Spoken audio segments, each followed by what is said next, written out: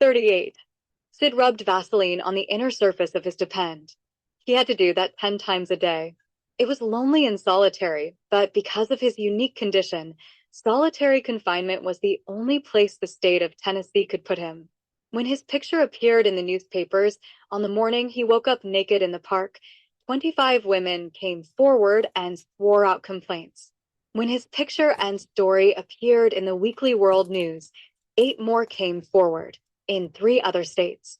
The authorities wanted to question him about several disappearances, too. The case wasn't in court for very long. He pleaded no contest to 16 counts of aggravated sexual assault because it was the only way to deal with his rather unusual and unscheduled surgical procedure that rendered him permanently and totally incontinent. When he was taken into custody, the police sent him straight to Vanderbilt Hospital because the contents of his digestive system were running out on the ground as soon as he was upright. The doctors looked at his pelvic area and talked among themselves for a while. They came in and took pictures. They called in doctors from Baltimore and Minneapolis to consult on Sid's unusual problem. They also studied the block of lucite that the police sent in with him. After 2 weeks at Vanderbilt, at taxpayer expense, the doctors decided that the case was beyond the limits of their abilities and expertise. They showed him how to keep the mucous membrane moist and how to keep his internal moisture level acceptable. They told him he had to be extra careful about infection. They sent him back to jail. They talked a lot behind his back. The people at the county jail really weren't equipped to handle the likes of Sid, as he was a special needs prisoner, and they had neither the medical personnel nor the budget to keep Sid for long.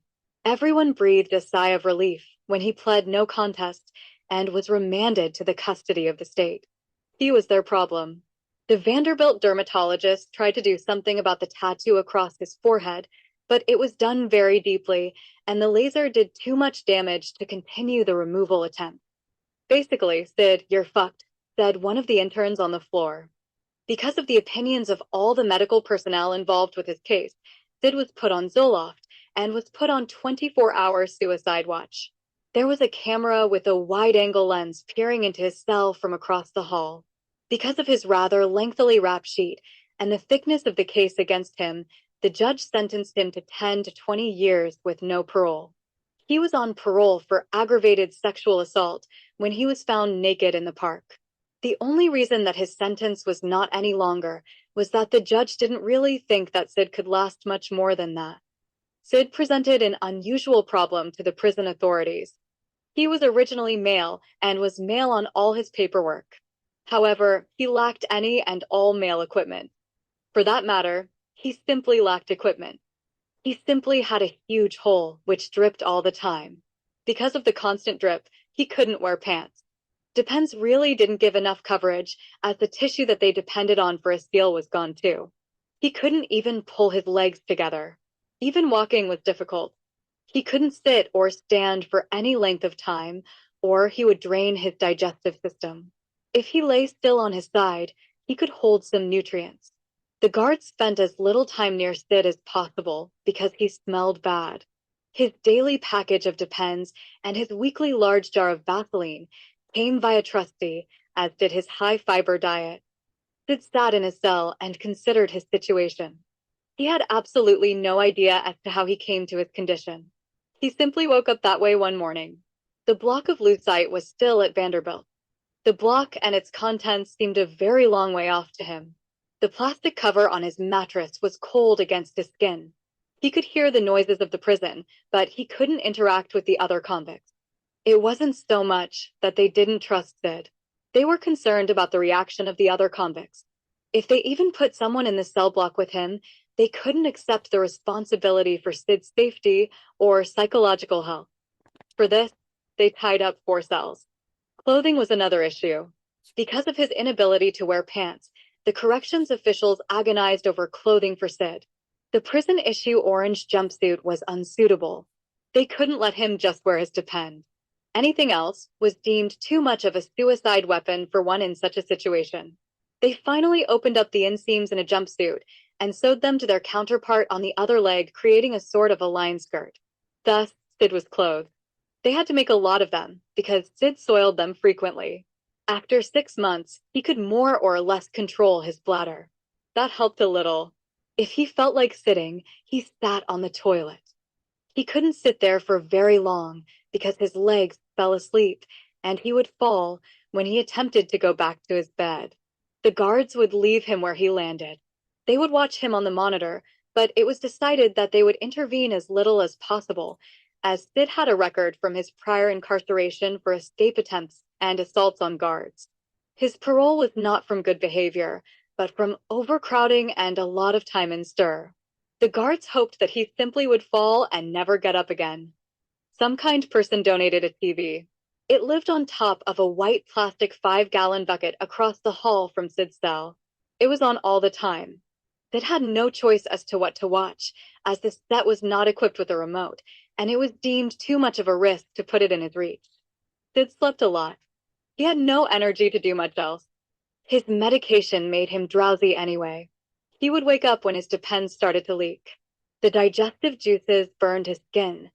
Strangely enough, the anger that had consumed Sid's life was gone. He bore neither resentment nor bitterness. He knew that he could not possibly live in another environment. He couldn't support himself in his altered state. The guards made it perfectly clear why he was not on their list of friends. Some of them still bore scars from his last day. He had scars from his last day, too. There had been a riot. He was the last prisoner to back down when the guards had retaken the wing. He had left 2 guards for dead when they finally subdued him. He was in traction for 3 months and solitary for a year and a half. There was talk of transfer, as he was a legend among the other convicts. The anger, hate, and cockiness were spent in a 5-hour scream. When he recognized the contents of the block of lucite, he knew life would never be the same. He knew that he could never strike back at the person or persons that had done that to him. Someone had collected the debt he owed society. They had collected it with the same usurious interest that he had always exacted for the debts that were owed to him. There was no mistake. Of that, he was sure. From that time forward, he would be utterly dependent on the kindness of others, others that he had preyed upon for his entire life. He was happy to be alive. 39. Charlene woke up to the sound of retching coming from the bathroom. It was followed by the sound of vomiting into the toilet. Then there was the sound of a fall. Then there was silence. Charlene leapt from the bed and ran into the bathroom. Benny was lying on the floor turning blue. Charlene rolled him onto his back, opened his mouth, and cleared his airway. Without even thinking, she started CPR. There was a gagging sound, and Benny started coughing. Charlene rinsed her mouth and gagged some herself. Benny groaned and coughed some more. He rolled over onto his side and vomited again. It was nothing but blood-streaked mucus. Charlene flushed the toilet and mopped up the mess on the floor. She then propped Benny up against the vanity and checked for injuries from his fall. Benny coughed some more and gagged. Charlene gave him some water. Benny coughed it back up, along with some partially digested bread.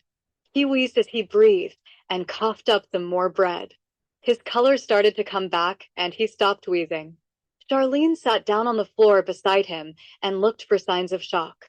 He had obviously aspirated his vomit and would have perished had she not been in the next room. Benny sat dazed on the floor and tried to find coherence. His chest hurt. He heaved another dry heave. Charlene gave him a little bit more water. He heaved it right back up again. Charlene wet a washcloth with cold water and put it across his forehead. Benny sagged slightly and hiccuped. He smiled at Charlene. She smiled back at him. That was a close one. Yeah, it was.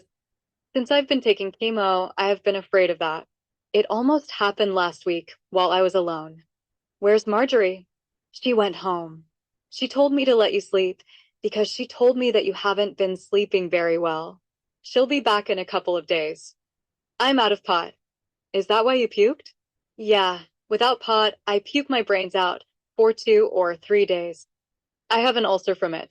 The doctor says he'll fix the ulcer after I finish chemo. By the way, I'm Charlene. That's what I figured. I'm sorry that I wasn't terribly sociable yesterday, but I haven't been in my right mind for a while. Marjorie told me about it. She told me to give you as much space as you need and to try to be non-threatening. That was sweet of her to drop me here and leave and to give you instructions to be non-threatening. That is so like her. I can give you a lift back into town if you'd like. I don't think it would be a good idea for you to drive right now, and besides, you need someone to look after you. If I hadn't been here, you would be dead. I think that is what she had in mind when she left me here. I have been shut in for too long. Marjorie was right. I have been sitting in a rocking chair for more time than I care to admit to. Besides, almost dying is about as non-threatening as a person can get. I didn't look at it that way. I'm just glad you're here. Charlene jumped as Benny reached out and patted her knee. Oh, I'm sorry. Was I being too forward? Not really. I haven't been touched by another human except Marjorie, and I'm not used to it.